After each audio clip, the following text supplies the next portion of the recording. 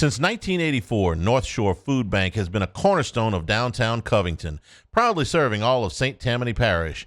Each week, we provide essential supplemental food resources to more than 350 households and partner organizations to support the most vulnerable in our community. Directly addressing food insecurity through a number of different programs, North Shore Food Bank specifically delivers weekend food bags to 8 different public elementary schools and also to operate student choice pantries in 3 public high schools for those experiencing homelessness. Join the fight. Visit northshorefoodbank.org to learn how. Lane Kiffin picking up steam in the transfer portal, part 2, up next on the Hannycast. The Hannycast, a weekly LSU football film study with Charles Hannegriff and former LSU tight end Richard Dickson. Now to break down the Tiger tape, here's Charles and Richard. I'm Charles Hannegriff along with former Tiger Richard Dickson. Richard, last week we got through the first 11 players that they got in the transfer portal. They picked up steam in the second week of this, including 2 quarterbacks, and the headliner, of course, is Sam Levit, late of Arizona State, comes in and figures to be QB1 for LSU. I mean, they've really had to learn how to stretch out your entertainment. Thought the football season was over. We stressed over recruiting week and signing day, had that fun.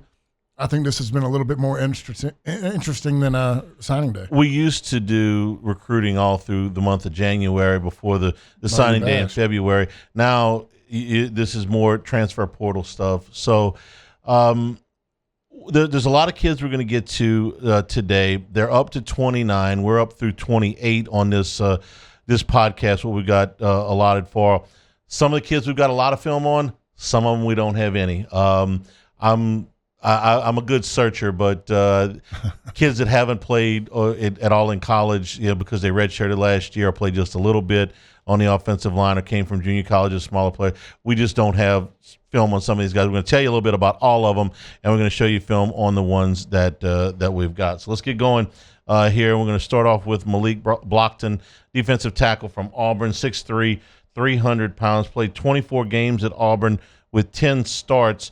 12 games and 8 starts last year, 34 career tackles at Auburn, 8.5 tackles for losses, and 2 sacks. This is a guy, we're going to see him, number 47 on the left side of your screen, comes up. This is a half a sack that he got in the Iron Bowl. You're going to be able to see him use the leverage. He's not uses his hands well, gets underneath, he rips, plays a little bit high right there, but I mean, he's a guy that fought. He at 6'3", 300, we look at him as a rotation piece. You need a lot of defensive linemen, and so there's some pass rush there to his game. 8.5 tackles for losses. He gets up the field. Malik Blockton from Auburn. We're going to need those older guys to come in because, look, we're really excited about signing possibly the best D-line class ever. But you got a lot of true freshmen. You need to get some older guys in there to give these guys time to adjust. And I don't know the best defensive line class ever. I would settle for 8 guys who can give me SEC reps. This guy gave Auburn SEC reps. That was a very good Auburn defense last year. The offense was a mess, but I'm looking for guys that can give me SEC reps.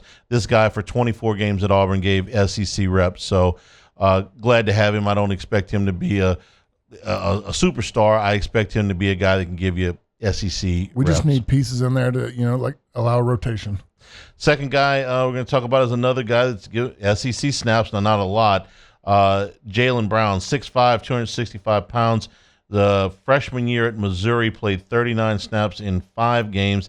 And then last year he went to South Carolina, got injured in the spring, and missed the whole deal. So we're going to show you a little bit of high school film on him since he's only played 39 snaps in college. So you see a little bit of here from his senior in high school, which was 3 seasons ago. Yeah, I mean, explosive, comes off the edge.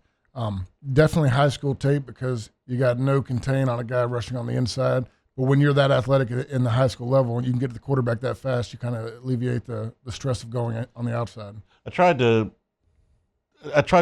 keep most of the high school film out of this, but this is what we could find on this guy, so I just want you to get a good look at him. We know that with the coaches that they've got coming in, that they've seen him. Yeah. Okay, your defensive line is coaches coming from South Carolina, so you've got an opportunity to lay eyes on him. maybe he would have played a lot at South Carolina last year. He's a South Carolina guy that transferred from Missouri. So you got Kevin Peoples, who recruited him once. You got the South Carolina coaches who recruited him twice. There's guys that have a lot of belief in him. That's why I got you here. I'd forgotten about the People's edge of this. We're brought to you by the Capital Area USSSA baseball affiliates. Events for all skill levels. Rec All-Star divisions along with AA, AAA, and Major League state and national events. Exciting events lined up for this spring. For more information, contact Lane Petrie at 225-771-9095, 225-771-9095. And also by China, located in the heart of downtown Hammond, upscale Italian restaurant serving traditional dishes in contemporary fashion. Inspired by an abundance of fresh local produce and the ways of old, China creating a unique dining experience. Their goal is to use local ingredients and delicious recipes to create an exceptional dining experience and a fresh, inclusive atmosphere that can be enjoyed by anyone. China, located in the heart of downtown Hammond.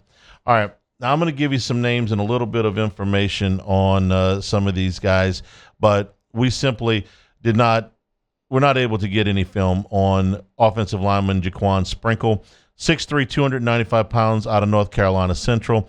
I looked. I gave it a shot, but was not able to get any film on him, nor on offensive lineman Jacoby Jones, 6'5", 300 pounds, out of Copiah Lincoln Community College in Mississippi. You know certainly a little bit about that. He's a Louisiana kid from Manny High School. Spent 2 years in the JUCO. They won the South Division title in 2025.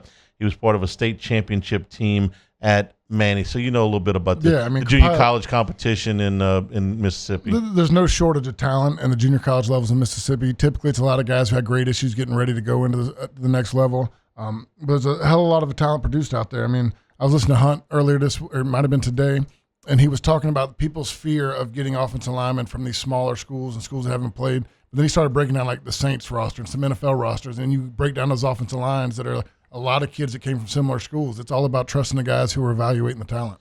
I'm just going to throw this out there. Almost all of the LSU offensive linemen that transferred out went to big schools. Yeah. Okay. LSU's pulling some of these guys from smaller schools. You got to trust the talent evaluation. Yep.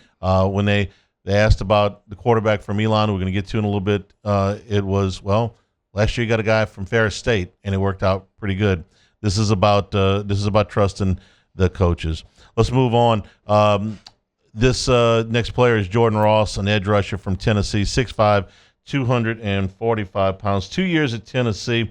First year he played mostly special teams. As a sophomore, 23 tackles, 3.5 for loss, 1.5 sacks for Jordan Ross. Play with violent hands right there. Tall, lanky, good speed guy. Listening to the morning show, I know this was Hester's favorite ad of the portal so far. So, I mean, it's This is a sequence that we're going to show you a little bit more of this from the Music City Bowl, where he made plays on back-to-back.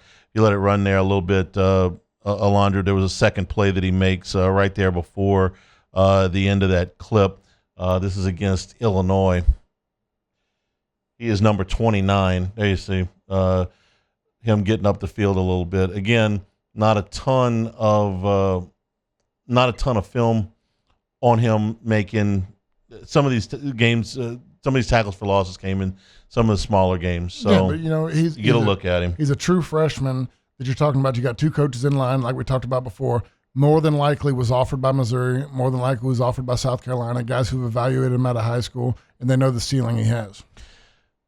I'm going to ask you this question. We talked about this a little bit before we started. He has 9 wide receivers signed in his class. Okay. There were only a couple left over after he got here that were not going to transfer out. And everybody's asked me, does he need 9 wide receivers?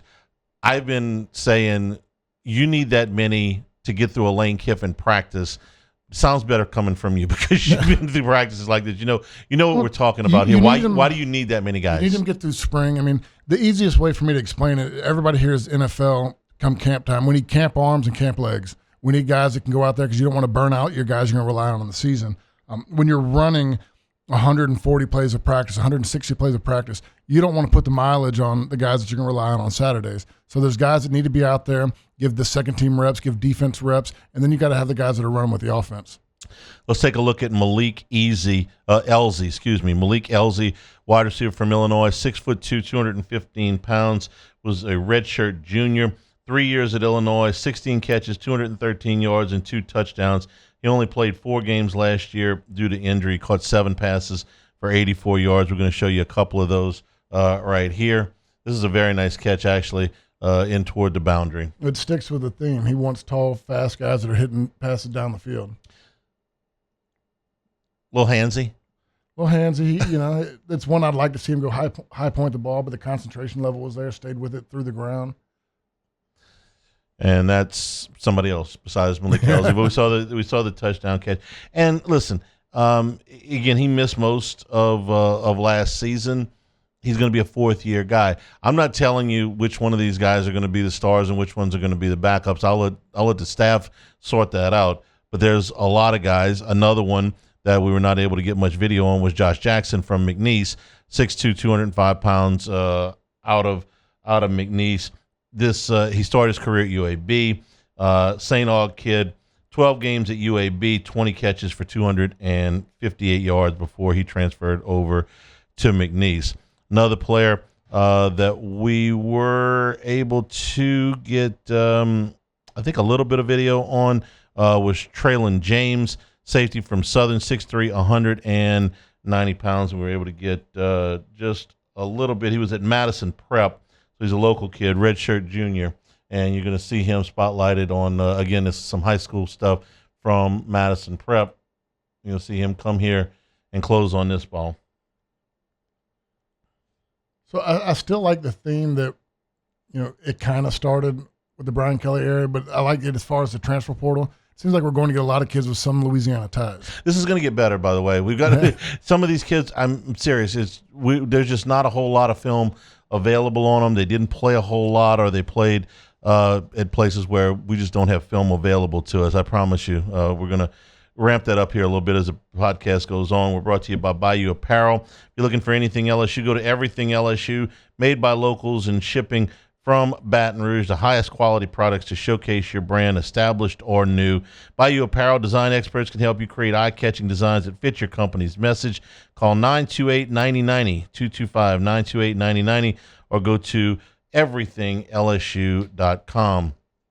Another player that just simply didn't play a whole lot last year, but has a lot of upward potential, offensive lineman William Satterwhite from Tennessee, 6'3", 305 pounds. Played in 3 games in 2024, redshirted 7 games as a backup last year. Rich, when we talk about guys that are Southeastern Conference recruits, we're swapping a lot of them. Yeah. Guys that are going out to other SEC schools, guys that were at other SEC schools like him, and Darren Stray, who we're going to talk about a little bit. I'll go ahead and throw his name out there right now, 6'7", and 305 pounds at Kentucky. Your offensive line coach has been at Kentucky, so they put eyes on these kids, but I don't have a film because Stray played in 4 games as a redshirt last year. Eric Wolford, the offensive line coach, coached him last year. So that's somebody you're bringing over that you know a little bit about. This gives you a little bit more in the offensive line numbers. And you get a guy like Satterwhite, we just talked about. He's a guy that committed to Tennessee. I'm assumed he was recruited by Kentucky as well. Guys that have seen him coming through high school. And to your point, you see a lot of these SEC guys swapping. Like the guys we've lost, I think we talked 4 or 5 of them all gone to SEC schools or Power 4 schools. At one point, does it become to, everybody's looking for a new deal? What we saw when they were here, are they worth the money that other schools are giving them, and vice versa with the kids we're going after? A couple other kids that we're not able to get any video on. Tyree Holloway, wide receiver, 6 foot, 180 pounds from West Florida. 2024, he played in 3 games for them. 2025, 34 catches for 661 yards, 19.4 yards per catch for Tyree Holloway from West Florida. Achilles Woods, great name, by the way. Edge rusher from South Alabama, 6'3", 289 pounds. Redshirt in 2024. In 2025, he had 11 tackles and 1 sack. And one more, wide receiver Roman Mothershed, another great name, 6'4", 208 pounds, out of Troy. Redshirt junior. 25 catches, 259 yards, and a touchdown. He had a big game against Memphis, 8 catches for 58 yards in that one. So now I can get to the guys that we do have film on, and we're going to start with Winston Watkins, 6'3", and 6'2", 185 pounds from Ole Miss. Now I like this guy. Okay, now we're talking about somebody that we're talking about. You can see this. This was against LSU. So just from watching the little bit of film I've seen on this guy, he reminds me a lot of Aaron Anderson. Runs through the slot very well, catches the ball over the middle, makes guys miss, gets open across the middle, settles down in slots. Guy hustles his butt off just from these highlight tapes. This is a guy that I'm very excited about. We heard his name early on. Everybody talked about him, saying that he's definitely going with Lane. I saw the interview. I can't remember which interview it was, but he called Lane Kiffin like a wide receiver god, basically. Like he just does amazing things with him. Look to see a lot of this kid. 26 catches last year for 373 yards and a touchdown. Against LSU, he had a huge game, 4 catches for 111 yards. Against Oklahoma, had 4 catches for 111 yards. You can see some of that, as a matter of fact, right now. You see the over-the-shoulder catch. Late with his hands, stabs, catches well. Out of all the receivers I've watched, a lot of them have done good things. He's the one I'm probably the most excited about. See a little bit more here. This was against the Citadel. We'll finish up his tape with a couple of plays here. Kind of going head over. He's a slot guy that they're going to use against the middle of the field. All right, Winston Watkins from Ole Miss. We're brought to you by Town Square Pizza. Delicious, personalized pizza with unmatched speed, downtown Baton Rouge. Pickup or delivery. Catering available. Open Monday through Saturday from 11 until 8 on North Boulevard. If you got a limited amount of time for lunch, get to Town Square Pizza. You're going to get a delicious, personalized pizza, and you're going to be able to get back to work in a reasonable amount of time and very generous portions. You're probably going to end up taking some home. Town Square Pizza, downtown Baton Rouge, facing what else? Town Square. And also by Dependable Storage, 8 locations across Louisiana, 1 in Gulfport, Mississippi. They'll match any competitor's pricing with convenient online rentals and payments. Free use of the moving truck for new rental move-ins. Clean, secure, and conveniently located. Check out the website at dependablestorage.com for location pricing and rentals. As Skip Bertman always says, at Dependable Storage, we want your stuff. All right. Now let's get to the quarterbacks. This is probably what you've been waiting for. We'll start with Landen Clark, 6 foot, 186 pounds out of Elon. Threw for in his sophomore season, 12 starts, 2,321 yards, 18 touchdowns, and 8 interceptions. Let's take a look at him. Certainly fits the mold of a dual threat quarterback. Very quick release. It's nice when you watch quarterbacks and the defense have to respect the RPO. He's very quick. He's feisty. The only thing that I think that he can benefit from some good coaching is and I'm not a quarterback expert. I'd talk to Flynn on this for anybody. His arm slot seems really low to me, but it doesn't affect him. I mean, I've seen this guy throw 65, 70-yard passes, get it down the field. He's quick, but he's a guy that's definitely electric. At this point, if LSU went out to practice, he'd be the one healthy quarterback they've got to go back there. So I would imagine whether they sign a third quarterback or not, we're going to see a lot of him in the spring because Sam Levit is going to be limited in what he can do. Really, it's probably not going to be able to practice much at all. He'll be able to do some walkthrough stuff maybe, but I don't expect him to be able to run very much of anything at full speed. Again, I'm not a doctor, but that's what we're hearing. So you're going to see an awful lot. We're going to see an awful lot of this young man in the spring. That's a nice throw over the middle. Correct me if I'm wrong. I think he's got 3 years to play. Yeah. So, I mean, I think they do a great job. I wouldn't have done it any different. You're going to go out and get a guy with 1 year. He's a hell of a guy to get on your roster to say, hey, look, come here, learn it for a year. Shoot, he might beat out the guy. You never know. But getting him in early and allowing to acclimate to the offense, he looks like he's got a lot of tools. I mean, he may have to play. we're counting on Levit to be the quarterback. One, he's got a pretty serious foot injury that he's rehabbing from. We think he can make a full recovery, but you're one play away. Last year, Trinidad Chambliss was thrust into a situation where they probably didn't think he was going to play an awful lot, and well, he ended up in the semifinals of the CFB college football playoffs. I'll tell you what that's a nice throw. What I like the most about it is the quarterbacks are very similar. They're guys that can move, guys that are electric, can run, throw off the run, play down the field. This is a 70-yard pass. I mean, or 60. The dude's got a nice arm, but it's also he's bringing in quarterbacks of similar talent. It's stuff that, between Michael Van Buren, Colin Hurley, and Garrett Nussmeier, all of them were very different. These are all guys that can fit in and play the similar style of football. I couldn't agree with you more. One of the things that was frustrating going back many years was Jarrett Lee and Jordan Jefferson were two quarterbacks that they should have never been on the same team, regardless of what the team was. They were so different in what Matt they Flynn and Ryan did. Perilou. I mean, we were doing it for so long to where our offense was built off of more of a two-quarterback system. Well, this is where you're going out getting guys that can do the same things, run the same offense, don't miss a beat, and they're all very similar play styles. Everybody's going to do everybody's doing the same thing. You don't have to change a whole lot if one quarterback goes down. You're not changing what you do offensively.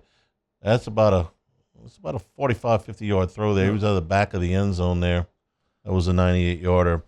From the backyard shed to the top of the game, more than just a baseball bat company, Marucci, a legacy built in passion and precision. 2 decades of crafting the finest wood, metal, and leather in the sport. We're here to help you grow the game at MarucciSports.com. And don't forget the Hitter's House, 5801 Segan Lane, and now on Airline Drive in Metairie at 1801 Airline Drive in Metairie. Members have 24/7 access to the members-only cages, bullpen cage reservation opportunities, and a 15% rental store discount. Check them out at MarucciSports.com. So here's the headliner, Sam Levit. Depending on what rankings you look at, number 1, number 2, number 3 in the transfer portal among all players, not just quarterbacks. 6'2", 205 pounds from Arizona State. As a freshman at Michigan State, 15 of 23, 139 yards, and a couple of touchdowns. He also ran for 67 yards. Redshirt freshman year at Arizona State, completed 61.7% of his passes, 2,885 yards, 24 touchdowns, 6 interceptions, 110 carries, 443 yards, and 5 touchdowns. Arizona State gave Texas all they wanted in the college football playoffs, and Levit was a big source of that. By the way, these highlights you're looking at are split between 2024 and 2025. In 2025, he played on only 7 games, 61% completion percentage, 1,628 yards, 10 touchdowns, 3 picks, 73 carries for 306 yards, and 5 touchdowns. You may take it from here. Yeah, well, look, I watched these right before I came in. He's a hell of an athlete. I think, his just from watching, I see like the gamer in him, the mindset, lay it all on the line. I think throughout this entire highlight reel, he doesn't slide one time, which coaches might get a little bit nervous about. But this guy's leaving it all out there. He's trying to get every yard, every inch, trying to make the big plays.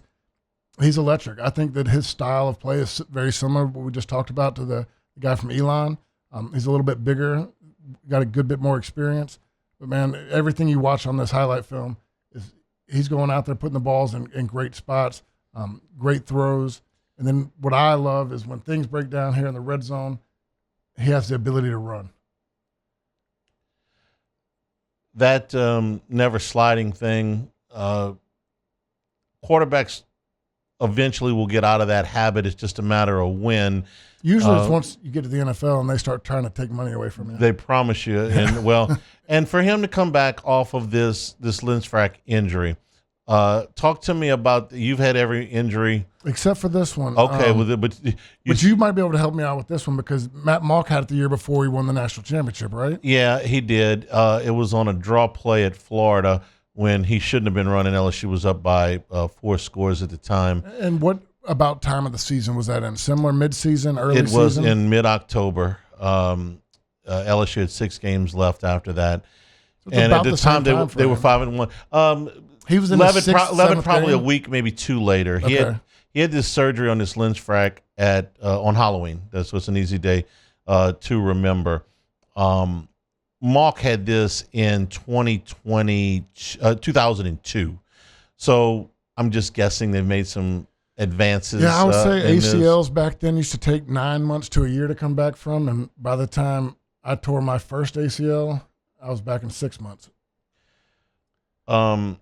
This is going to keep him from doing any full contact stuff in spring. Derek Stingley also had this injury, came back quicker. Yeah. Okay. If we want to do something a little bit more recently. Rich, I think that he will be able to get in here in the spring semester and learn Lane Kiffin's playbook.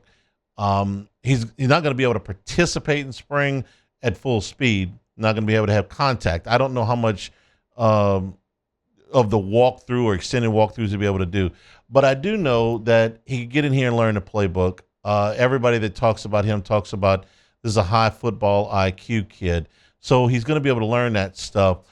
And then, of course, you got the simulator, the simulator helmet that he'll be able to work with as well. He's going to need a big summer. I mean, that's what I'm concerned about, and I know you're a big believer in that. That's when he's got to get out and work with this bevy of receivers that he doesn't know very well. You build all your timing, your camaraderie, your chemistry in the summer. I mean, we always talk about 2019, the summer of 10,000 reps, and that's where all the championship teams that I know of were built in the summer.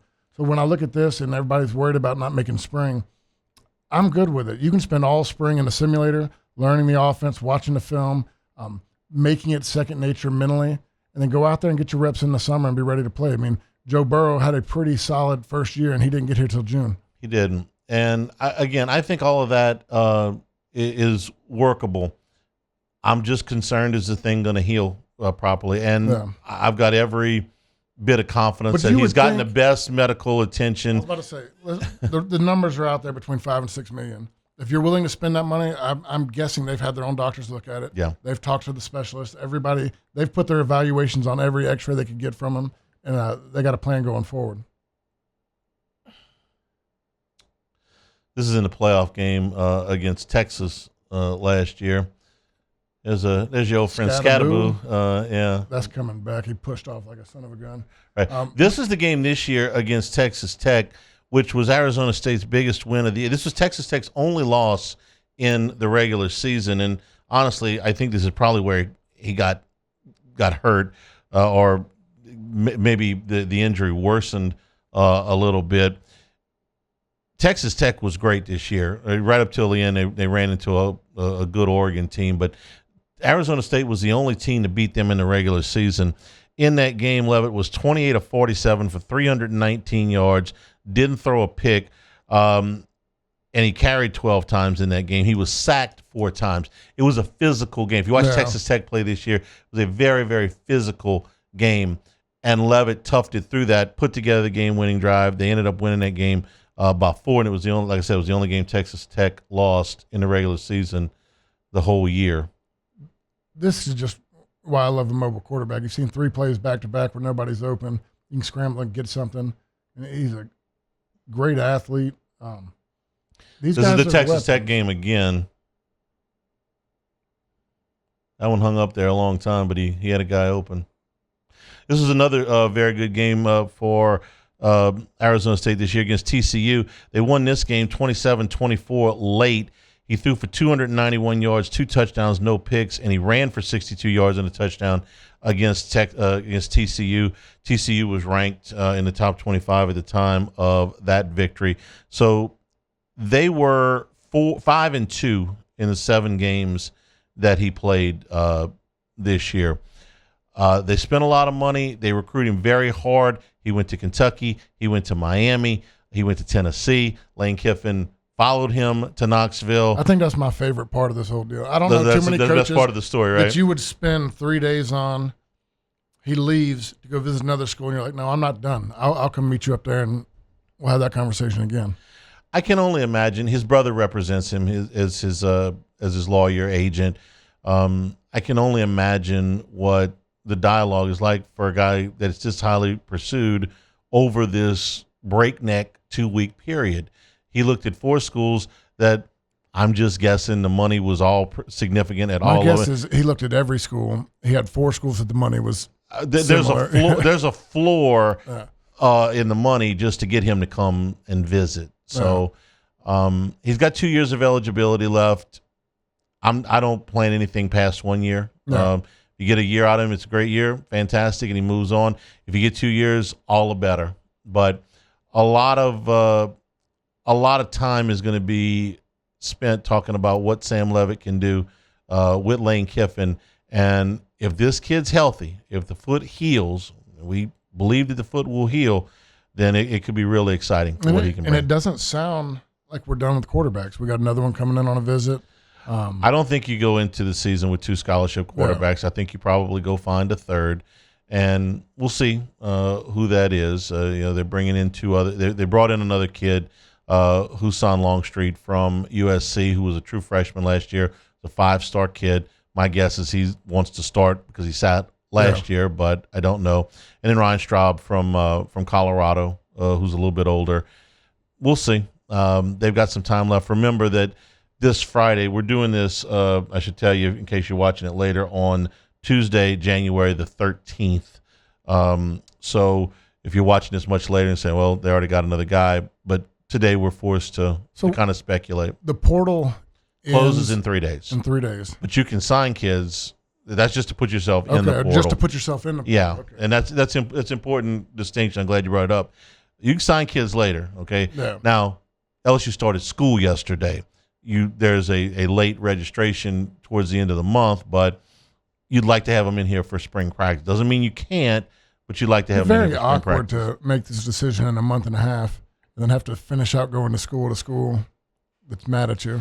Well, how about if you put yourself in the transfer portal, made a big ruckus, and then took yourself out? Yeah. That's happened too. I've seen that a few times. Yeah, that's happened too to other guys that LSU has pursued. Okay. We'll be back next week with whatever is left of the portal. And then before we let Richard go for the season and transition over into baseball, we'll do a deep dive into the roster when we think it will be set here before the end of January. For Richard Dickson, I'm Charles Hannigrove. This has been the Hannycast.